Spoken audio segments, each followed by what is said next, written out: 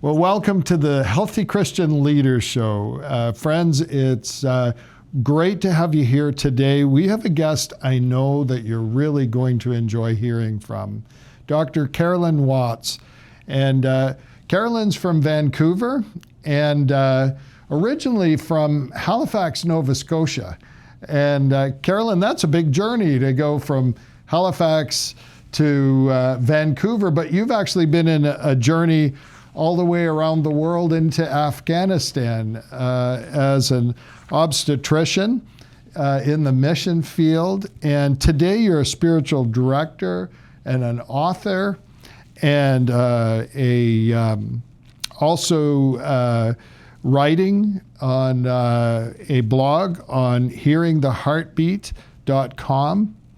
And you have a passion that centers around helping people enter God's rest. And I so love that. And we've got a copy of your book here today, Risking Rest, Embracing God's Love Through Life's Uncertainties. And life tends to have some uncertainties, doesn't it? Sure does. We're going to get a chance to unpack a little bit of what you've written in the book and your story and what God is doing now through spiritual direction. I'm really excited about today. And I'd just like to begin, Carolyn, if you can tell us a little about your story and how that story impacted your work as a spiritual director and now as an author as well. Yeah, first of all, thanks for having me here. It's an honor to be with you. And as you said, I am excited about this topic of rest. It is a passion, and I think it is because I've needed it so badly. So you mentioned my time in Afghanistan. I spent 4 years in Afghanistan as an obstetrician from 2004 to 2008. And it was a huge privilege. I'm so glad I was able to be there. I learned so much and grew so much, and I think was able to help people. But in that time,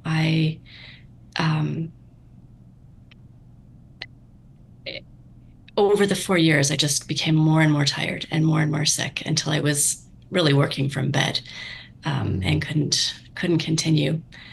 And so that kind of started me on a journey of recognizing that I really did have to learn to rest. It made me more aware of my limitations and started me on a journey towards learning to recognize that those limitations are God-given and are good and can actually help me to draw closer to God and to live more deeply into the unique calling that He has given me, which comes out of first abiding deeply in Him and then participating with Him in what He is inviting me to do with Him. Carolyn, tell us a little bit now that your experience in Afghanistan, there was a lot of need and a lot of people and not a lot of resource. That must have put enormous pressure on you. What was that experience like? Yeah, quite honestly, it was overwhelming at times. It was also, well, yes, first of all, you're right. Enormous need. There were times when I was the only doctor for 150,000 people. Oh my goodness. And Wow. other times we had a couple of us. But it was overwhelming. And also very satisfying to feel like I was actually making a difference in the world. And I think that fed into something in me that needed to know that I was making a difference. Maybe not a very healthy part of me, but also a part that I think is put in us. We are meant to be part of God's work in the world, but it can get distorted. Mm-hmm. Um, I can appreciate that you must have experienced some incredible situations with so many people, um, and so few resources to work with. What kind of pressures were there? well, on our busy summer clinic days, we had 300 people lined up at the gates, Oh waiting my. to be seen. And then people also banging on the doors of our homes, not just the hospital at night. And um, yeah, also very, very limited, very sick patients, some of them arriving, uh, almost dead, and then very limited resources. So Mm, no running water, no a little bit of solar electricity and occasionally a generator. Very few labs, no X-ray, no ultrasound, no mm. anesthetist or anesthetic machine. And these are real people with real hearts, real emotions, real feelings, Yeah, real experiences, as loved by God as you and I.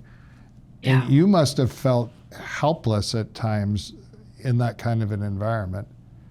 absolutely. Yeah. Yeah, it's one thing to hear the number 300 patients lining up, but when you're looking into each face in turn, and when you're seeing um, the baby that is, you know, half of the weight that he or she should be, and it's the mother's only child because she's lost 5 previous babies to Mm, malnutrition. Um, you, you can't. Each person needs so much, and I love them so much and wanted to help, mhm, um, and yet put them all together. And it just felt like an unbearable weight to be able to do what I felt I was called to do and what I wanted to do, mhm. with the energy and the time and the resources that we had available. Yeah, it's interesting. There are many ministry people listening to the podcast that's here today. And I would think that they would experience that same feeling in their heart that the needs are so huge and so beyond what they have as a person to Mhm. give. And even the expectation of others, which I'm sure that all of those folks that were gathering up in Afghanistan to line up in the lineups you're talking about would have had big expectations. Yeah. How did those expectations impact you and Mhm. those needs? The expectations, I think that really tapped into such a weakness in me. Um, Mm, I carry response, and particularly then carried responsibility very heavily. And I did not, and to some extent still do not, like to let anybody down. mm, And so, kind of the ultimate letting somebody down is letting them or a loved one die. mm-hmm. Um, Even if Oh, I recognized that life and death were ultimately in God's hands, and if a woman arrived, with a postpartum hemorrhage and already, having a blood pressure of 50 over nothing, and just minutes away from death, there was only so much I could do. Even recognizing that, um, it didn't.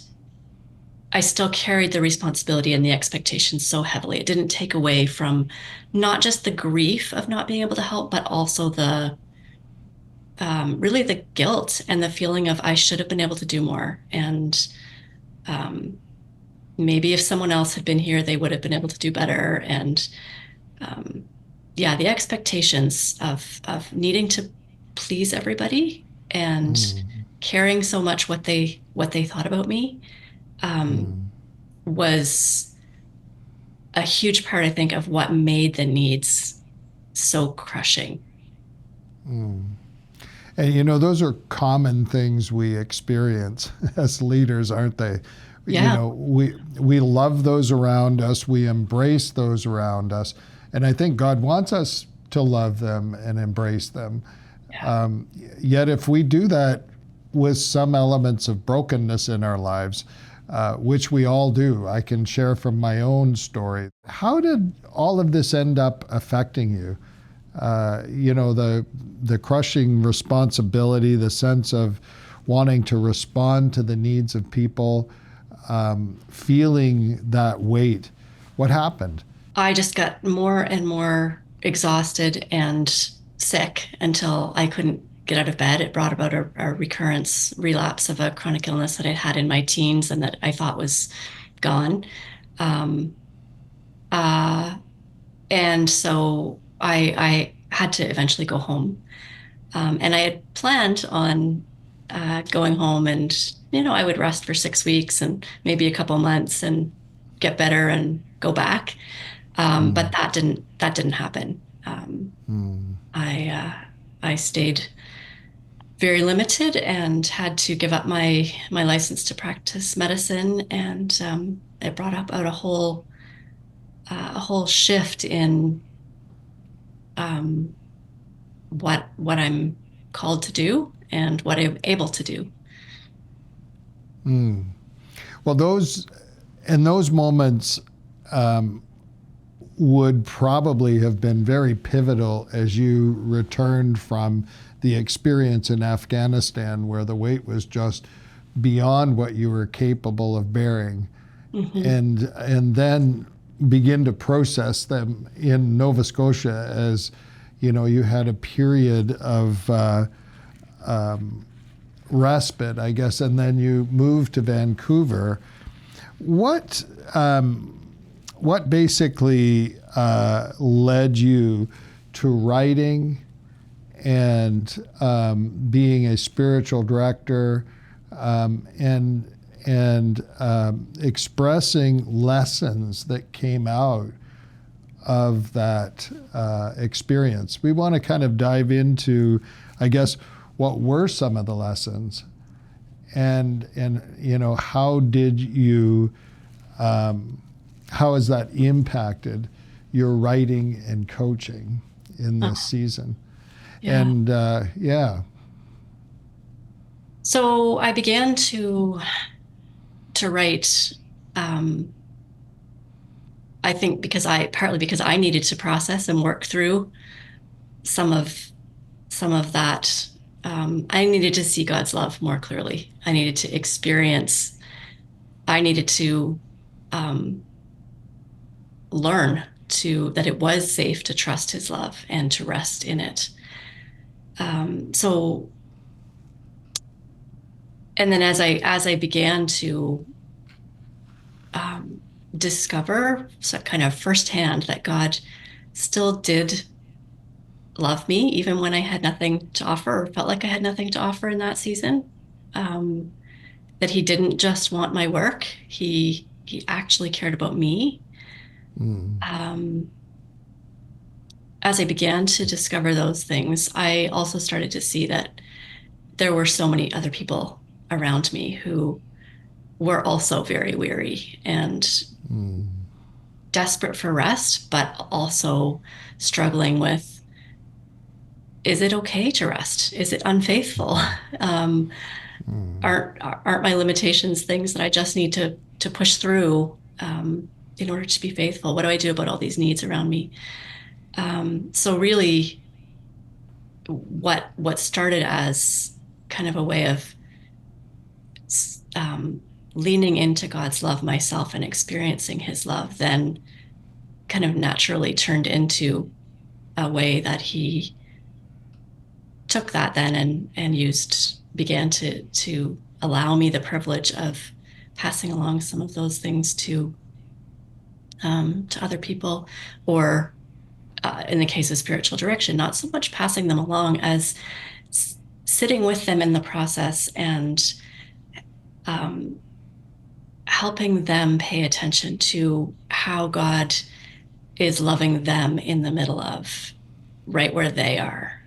Because the lessons that mm, they have to learn may well be different than the ones that I had to learn.